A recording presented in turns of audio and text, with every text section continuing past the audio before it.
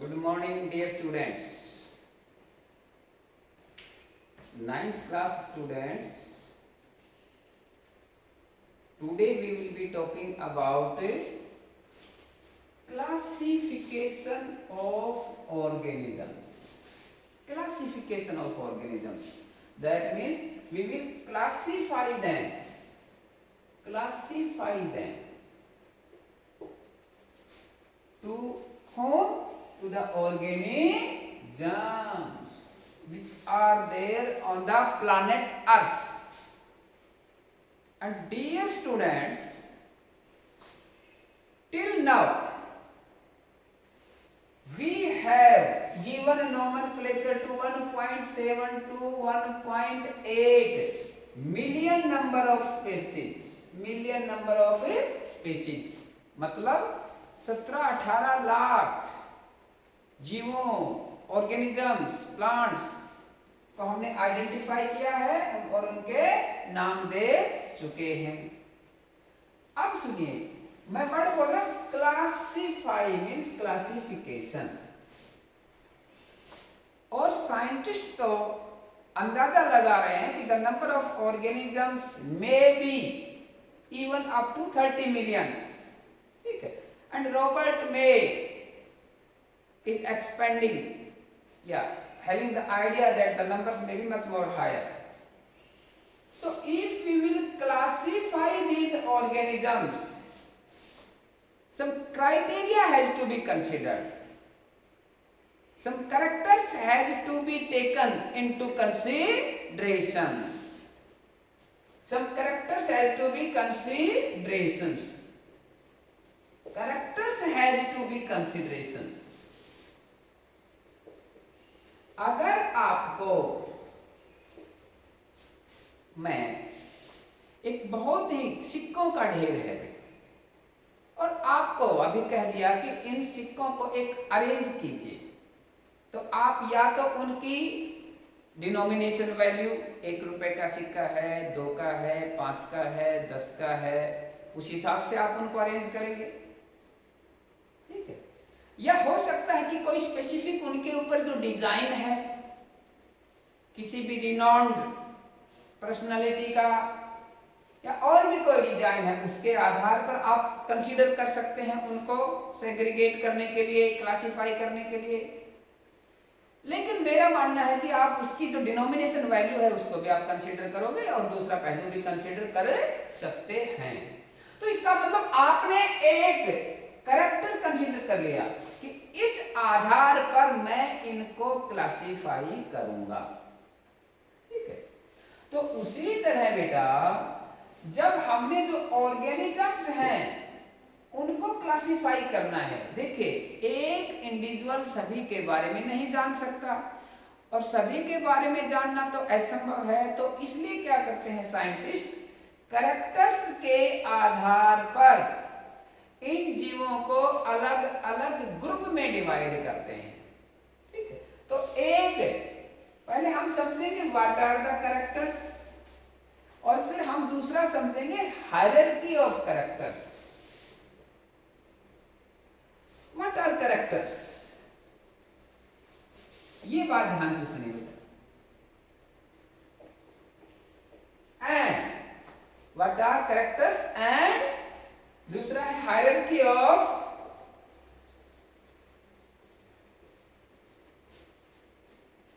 Classification.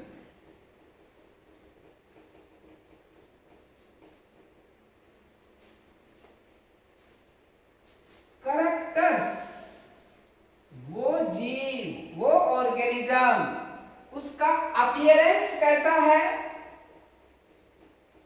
वो कैसा प्रतीत होता है और उसका बिहेवियर कैसा है। बिहेवियर या उसके जो बॉडी के जो ऑर्गन्स हैं डिफरेंट डिफरेंट, वो किस तरह का फंक्शन करते हैं।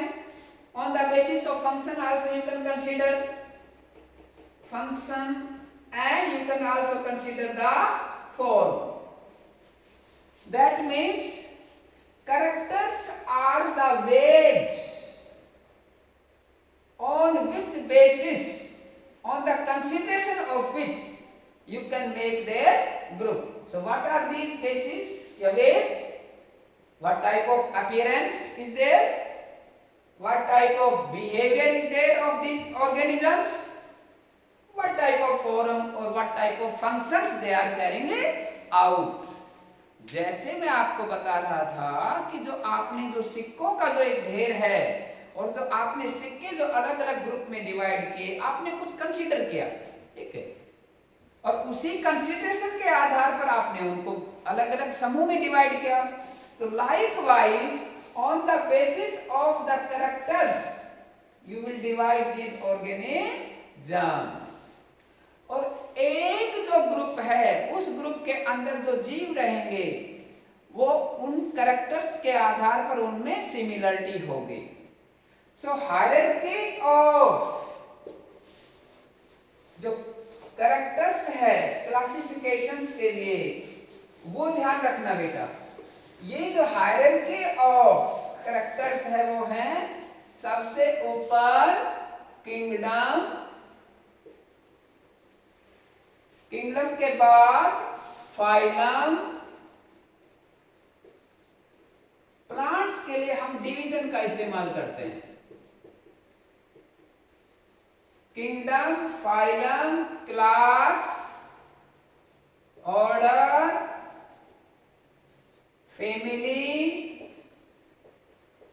Genus, species.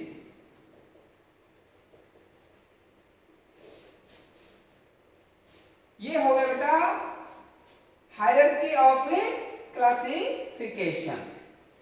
सुनिए, एक तरह से एक रैंकिंग हो गया, सीडी हो गया, ठीक है, ये आप समझ सकते हैं। जैसे इनमें कुछ विशेष कैरेक्टर्स होंगे और उन्हीं कैरेक्टर्स के आधार पर ये जो जीव होंगे वो पर्टिकुलर उस ग्रुप में रखे जाएंगे। स्पीसीज ये वो ऑर्गेनिज्म हैं जो आपस में इंटरब्रीड करके अपने जैसे नए ऑर्गेनिज्म पैदा कर सकते हैं। So this is that group in which the organisms of that group are having interaction with one another. They can interbreed with one another and they can produce the new organisms. उसी तरह अलग अलग जो species हैं उनमें कुछ characters similar होंगे और फिर हम उनको जीनस में रख देंगे। अलग अलग स्पीशीज जिनके कैरेक्टर्स में एक समानता होगी, they will be put in the same genus. उसी तरह बेटा अलग अलग जीनस के जीव जिनमें कुछ समानता होगी, they will be put into the same family, and likewise few families which will be having the similar characters, they will be put into the same order, but likewise the procedure will be there, same class and phylum and kingdom। फिर एक बार ध्यान से सुनिए, कोई भी individual सभी जीवों के बारे में नहीं जान पाता, नहीं जान सकता, इसलिए हमने उनको उनके कैरेक्टर्स के आधार पर अलग अलग समूह में डिवाइड कर दिया। तो अगर हमें उस समूह के कैरेक्टर्स का आइडिया होगा तो हम जान पाएंगे कि अगर कोई पर्टिकुलर ऑर्गेनिज्म इस तरह के कैरेक्टर रख रहा है तो वो उस कैरेक्टर के अंदर उसको पुटअप किया जाएगा। ये बात एक बार फिर ध्यान से सुनिए। दो बातें हो गई, पहला हो गया कैरेक्टर्स, और कैरेक्टर्स को कंसीडर करके we will make the group.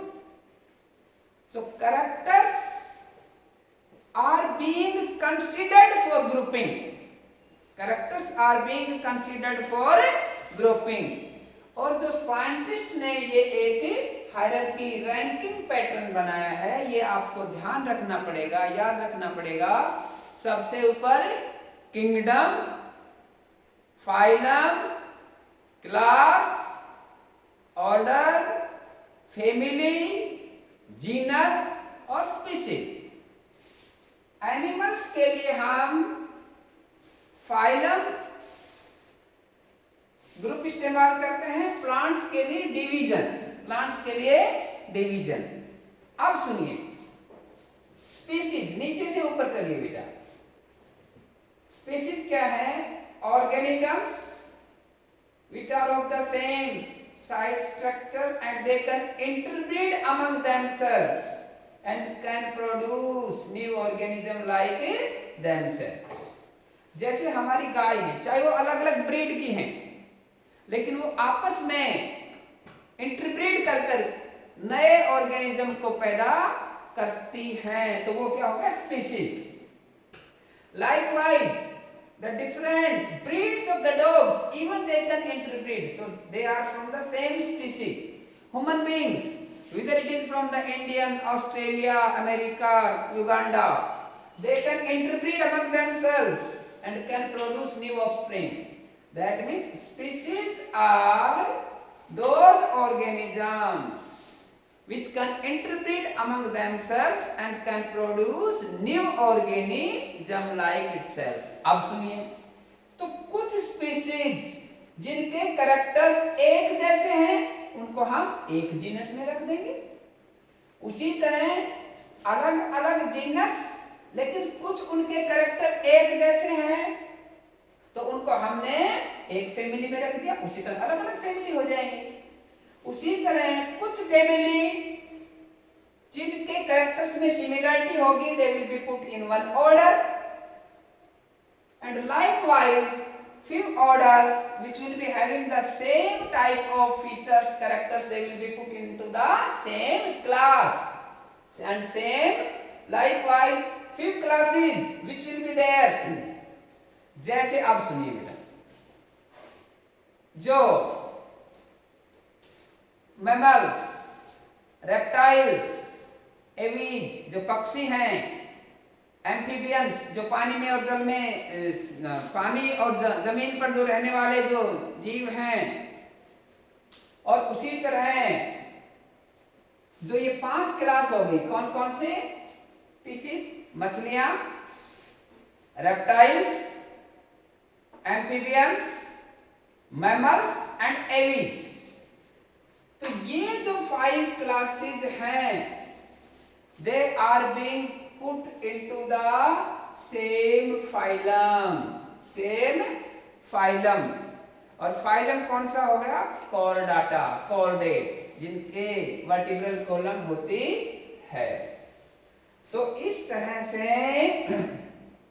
नीचे से ऊपर जब आप जाओगे बेटा, नीचे कैरेक्टर्स की संख्या ज्यादा होगी, जिनमें सिमिलरिटी ज्यादा होगी। जो जो आप ऊपर जाओगे, कैरेक्टर्स जिनमें सिमिलरिटी एक जैसी है उनकी संख्या कम होती चली जाएगी।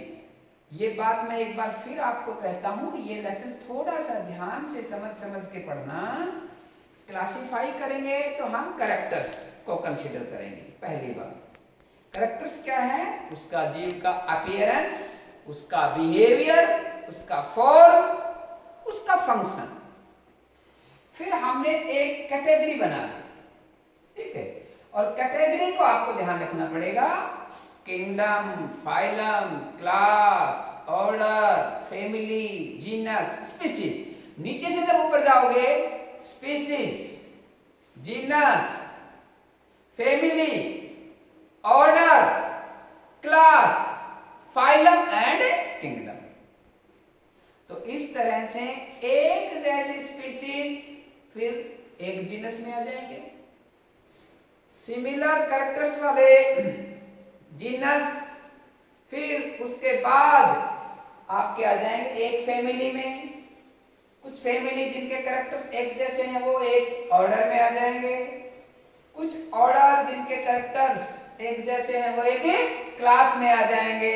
और उसी तरह जो मैंने आपको ये 5 क्लास बताई जिसके बारे में आप आगे पढ़ेंगे वो भी इसी तरह से एक फाइलम में आ जाएंगे। और फिर दो किंगडम फिलहाल जो आर.एच. व्हिटेकर ने 5 किंगडम किए हुए हैं, Monera, protista, fungi, Plantae and Animalia, Plantae and Animalia. So here we will be talking about plant and animalia. Plants के अंदर हम डिवीजन इस्तेमाल करेंगे और एनिमल्स के लिए फाइलम कैटेगरी का इस्तेमाल होगा। ये दोनों बातें आप प्लीज इनको याद कीजिए, ठीक है बेटा। और जब अगला लेक्चर होगा तो उसमें और बताने की अच्छे से और कोशिश करेंगे। Thank you.